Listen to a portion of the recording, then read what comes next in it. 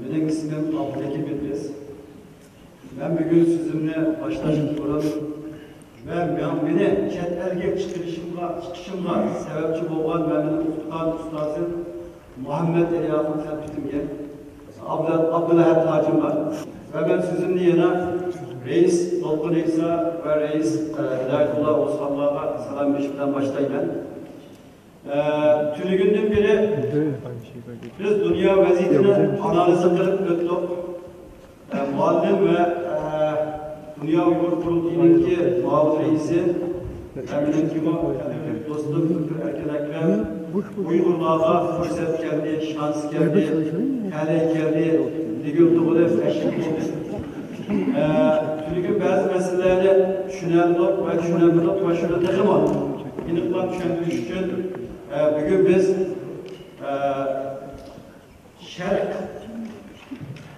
Şərq əllərininki Xitay siyaseti təhdidlər və fürsətlər demişini toplamakta. Biz Şərq degan vaqtimizda bugün G'arbni so'zlab o'tdik. G'arb demokratik davlatları ve G'arb quvvatlari kuchlari bir 2-3 asrdan beri yoki bir qancha asrdan beri dunyoga hokim bo'lib kelyapti. Ve bu G'arb degan vaqtimizda yana Shimol keldi. Shimoldagi davlatlar boy davlatlar keldi. Janubdagi davlatlar kambag'al davlat keldi. Sharqdagi davlatlarga kelsak, sharqdagi davlatlar biroz murakkab holda. Ba'zanlari diktator, az qismi demokratik nimaga sahib. Va Sharqi Turkiston, G'arb, Sharq, Shimol, Janub shuni o'rtasidagi strategiyalik bir o'rinda. Sharqimizda Xitoy bo'lsa, shimolimizda Rossiya, janubimizda Hindiston ve G'arbimizda g'avg'osi tugagan Afg'oniston, Kashmir ve Farg'ona vodiysidagi vaqalar nurg'unlagan qon va jon badiliga qo'lga kiritilgan bir tajribaga bilim. Bu bilim bizningki birdan-bir kuchimiz. Bugungi kunda mustabid diktator hokimiyatlar bilan demokratik ve insan qarash qimmatlariga hurmat qilgan davlatlarning orasida kurash bo'lsa, bu kurashda bizning rolimiz cho'ng bo'ladi. Biz G'arb davlatlariga borgan vaqtda bizga ham yordam qilamiz, biz sana yordam qilaylik. Senin düşününün nerede qanday bo'lishini biz bilamiz. Biz buni gapiraylik. Degan bu shakldagi itibariz. Ben gapni uzatmay, Sharq davlatlaridan boshlasa, Oceania deb Avustralya, Yaponiya, Endonezya, Malayziya, ta ki O'rta Sharq Afrikada, O'rta Osiyo kadar bu davlatlarni o'z ichiga oldi. Xitoyning qanday bir hokimiyat, qanday bir davlat ekanligini bilishimiz uchun biz Xitoyning qo'shni davlatlariga bir qarab berishimiz kerak. Masalan, Yaponiya bu Xitoyninki tahdidida topqagan bir davlat aslida qilyapti. Xitoy o'zining harlangan davridagidan hozir intiqom olman degan davrga ketib bordi. Buningda Yaponiya Xitoyga tajovuz qilganligi uchun o'z vaqtida Xitoy bundan intiqom olaman degan direkt bir tahdid qo'shgan davlat. İngilizchadagi Fi-Fi degan 5 oylik inglizcha tilda so'zlaydigan va ingliz qarash qilgan bo'lgan Avustraliya. Bu yerda Xitoyning siyosati qattiq keskin bo'lib ketib bordi. Avustraliyada nurg'unlagan Xitoy asilli ko'chmanlar bor, boylar bor. Universitetlarda, mediada, hatto rayonlik parlamentlarda va siyosatlarga ta'sir yetkazadigan kuchlar bor. Va Avustraliyani maxfiy holda ishg'ol qilishga Xitoyning uringanligi bu boshqa. Bugun Avustraliya bilan Xitoyning o'rtasidagi to'qnashuvni qarasa, Avustraliya o'zining mustaqilligini, qarash qimmatini, erkinligini qo'llash uchun birinchi jang maydoni o'tgan bir davlat hisoblanadi. Mana yaqinda Amerikadan asti atom energiya bilan mana bunaqa farqlarni oldi. Bunga Xitoyninki og'izi bo'lgan Viktor Galga o'xshashlar Avustraliya nuklear tahdidini nishoniga aylanadi degan bayonotlarni berdi. Ve Xitoyninki va yana kimligini qaraydigan bo'lsak, buniki mediasi qarasa qattiq bir haramzadalik siyosat bilan ketib boradi. Buni Tayvanliklar kırıvatıdır, Filipinliklar kırıvatıdır, Laos, Vietnam, Kambodiya bu devletler kırıvatıdır. Bugün Xitay'nınki şarkı tarafındaki devletler tartışsak biz Kore'yi göremeyiz, Şimali Kore'yi. Bu gerçek Xitay'da betilgandaki boğan bilen onun mu bir problemimiz var? Ve Janubi Kore'de sayılan buluvatıdır. Janubi Kore'de hazır Xitay'da boğan halkınınki göz karşı aydı Xitay'nın tehdidini tutulan bir halk. Xitay'nın haramziyatlıkını görgen. Xitay'nınki Kore'ninki iktisadıga, siyasatıga ve kimlikiga ta'sir yetkazishga uringanligini görgen bir halk turibdi. Laos'nınki ko'pincha iqtisodiy Xitoy boyligidan qurdi. Indoneziyaga qarasak, Indoneziyada bu vaksin siyosatini ko'rdi. Xitoy Indoneziyani qo'lga olaman ta'sir ostida tutgan deb qattiq kurashib ketib bordi. Hatto Indoneziyadagi cho'ng muftilarni Sharqiy Turkistonga chaqirib, Urumchi va Qashqarlarga ziyoratga bordi.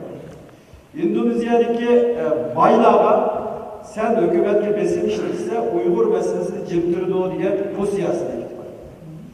Malezya'ya gelsek, Malezya'da bir gün olarak İslam dünyasındaki Ziyaul Haq, Turgut Özal ve Recep Tayyip Erdoğan okşaş Müslüman dünyasında tesiri olan Mahathir Muhammed başministerlerden biriydi. Bu özünün yaşındaki çoğuluşuna terkitişi karmay Malezya'daki başministeri olan ve başministeri bulup Tuncu kızı Xitay'ın İpek yolu bir ara bir bedava bir yol ve deniz yolu ve dijital İpek yolu diye bu siyasete karıştırıp bunun da Malezya'da hiç kandan bir fayda kelmeyi de hatta Beijing'deki emallarlarla görüşüp bu toplamlarının Malezya halkına faydalı bir halka yaklaşık getirişti. Ama ahirde kadar oluyor Malay kıyafetindeki rivadan Xitay partiyası bunun partiyasının içinden çıktı. Başministerlik ömrünü yok etti. Hem de kısaca Myanmar'a gelsek. Myanmar'da Rohingya Müslümanlarına elip verilgan ilgi kırgınçılıklarındaki keynine bir Xitay hakimiyeti var. Konumdan Bengal denizine çıkış için bir yerdeki yol üstüne Rohingya Müslümanları boğmak için başta bunu bir sınav kılan oldu. Bütün Arap dünyası ve İslam dünyası Rohingya Müslümanlara kılgan neslikler, kılgan bu ilgi kırgınçılık, bu katliamlar asasiyetle sükuttu bu. Onun ki Xitay Müslümanları öldürse mahvoluk kendiga bu Şarkı Türkistan meselesi apari, bu bizga münasebetdir. Yakın Bangladesh'e gelsek, hazır Bangladesh'te Xitay meblag sadavatını televizyon, medya ulanı elevatıdır. Ve bu şüpheyi üstünde de ötüp ketken bütün devletlerinin memnunlanan jurnalistlerine pul veriyorlar. Ve Xitay hakkında yaxşı makale yoki haber yazsa, bunu mukofotlayotidi. Eğer etkili yazsa jazolaydi. Sri Lanka'daki iş elimizde ma'lum. Pakistan'daki Xitay'daki siyasiler memnunlar hepimizden birisi. Oturuş yaptıkları sıracılarca biraz doktoru büyüdü. Ben Mısır'daki biraz doktorlar. Mısır'da bilgin olarak Arap Bahar'dan keyin Müslüman karındaşlar hakimiyet geldi. Merhum Prezident Mursi'ninki tuncu ziyareti Xitay'da oldu. Bu bir biz obdan tecrübe alınan bir siyaset. Xitay bilen münasebetini yaxşılayman. Xitay bilen bir işbirliği kılıman. Çünkü bu Müslüman devletlerini Xitaylar bezmamagalığı için bizden başka Müslüman devletine bunları bir simpati gözle karşı oldu. Suez kanalının etrafında alaylı iktisadi rayonların eserimiz diye şu projeler Prezident Mursi devrinde başlandılar. Ve bu siyasetler hazır Sisi devrinde həddə gedirdi. Hatta Sisi ile gelip Xitay'ın bəgə məsləhət şu oldu ki, bunun ikincisine halkın örgütlenmeyi. Tahrir meydanına çıkıp namayiş kısmı sinimi çürütemeyi. Şunun cümlesinin paydaşlarını Kahire'nin yeni bir idare. Paydaş salı bizde 50 kilometre ileride yeni paydaş salı. Bu paytaxtınınki 80%'i Xitayning qo'lida. Binolar, ministerliklar, ofislar hemmasi Xitoyning qo'lida. Va bu yerda yashash qimmat bo'ladi. Bu yerda askarlar, hukumatdan deymiz, faydalanganlar, baylar bo'laydi. Ya'ni Xitoyning Sharqiy Turkistonda elib borgan qulluq siyosati men Pokistonning gapini qilmayapman. O'rta Osiyoning gapini qilmayapman. Afrikadagi Misrda bo'lyapti. Hozir Misrda Tedar Industrial Region Park degan bu rayonda zavodlar qurildi. Bu aslida bilganlaridek Yevropa Birligining O'rta dengiz atrofidagi davlatlarga gumruk ozodligida ba'zi mahsulotlarga bajamaydigan siyosati bor. Çünkü bularni biraz baytırmasak Avrupa'nın besib oladi, ko'chmanlar keladi degan bir siyosat bor. Xitoy buningdan foydalanib o'zining ichkarida ishlab chiqargan mollarini Misrda ishlab chiqardi.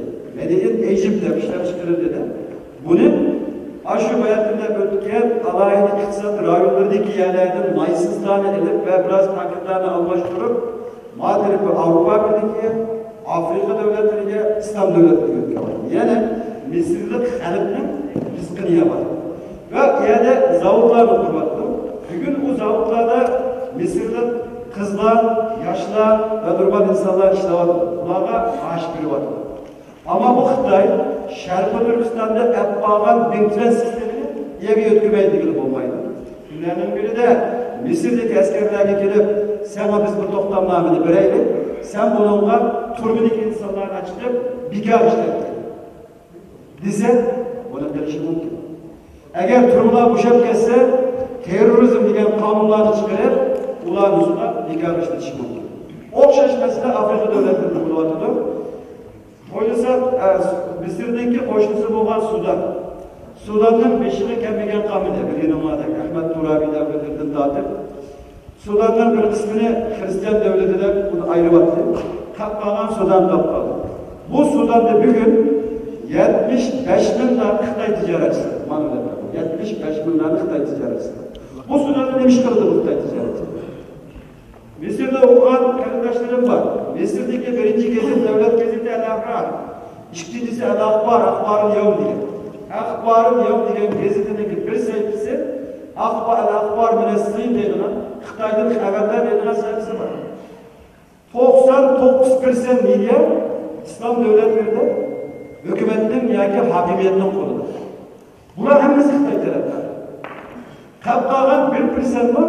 Şu hükümet taraftarları biznesde boğulmak için Sharqiy Turkiston meselesinde hiç kadar bir raportu vermiyor. Ve bu Türkiye'de.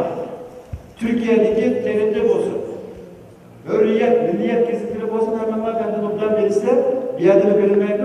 Çünkü Xitoy dezinformasiyası için bölümü göndergen. Hem de özümüzdeki gipimden xulasalab kelsem biz deymiz, unutma g'arbda ben 30 yıldan beri 20 yıl Germaniyada yaşadım, 10 yıl Amerika'da yaşadım. Amerikalılarning deydigan bir nimasi bor, gapi bor. Biz qo'limizdan kelishicha Sharqiy Turkiston masalasini kun tartibida tutyapmiz. Sizlar bu masalani boshqa davlatlarga bildirishingiz kerak. Bo'libmi musulmonlarga bildirishingiz kerak. Men shunga o'zim meni kongressniki bo'lsin, tashqi ishlar ministrligida bo'lsin ve başka uçuruşlarda bozulup nurgullar yığında şahit olduk. Biz bugün kopap ve Müslümanların kolundan işgaleydi. Ular bundan hep taşıvatırlar, bunlar bir adet demez. Siyaset diyen demediyse, siyaset diyen imkansız boğan nesneleri mümkün altına gelir. Müslüman devletlerindeki İslam ümmetinin 90%'i Sharqiy Turkistonda boğan meseleni bilmedi. Biz özümüz bilip bütün dünyadaki Müslümanlar belirlen karaş bence hadalet var. Bizim vazifemiz Müslüman ümmetiga ve bu devletlerdekilerge bunu bildirişimiz. Ve Xitoyning etrafındaki qo'shni davlatlarga qarasa, Xitoyninki asosiy iqtisodiy manbasi pul tepishirdi Müslümanlar. Hozir g'arbliklarda Xitoyning tahdidotlarida kitoblar yozilyapti, raporlar chiqaryapti, shundan uçuruşlar bo'lyapti. Ama Müslüman devletlerinde Xitoyning kelgan tahdid to'g'riliq report, yoki kitob, yoki bu narsalarni pek ko'ngili bo'lmaydi. Yadimizda bir ikki filmdan boshqa.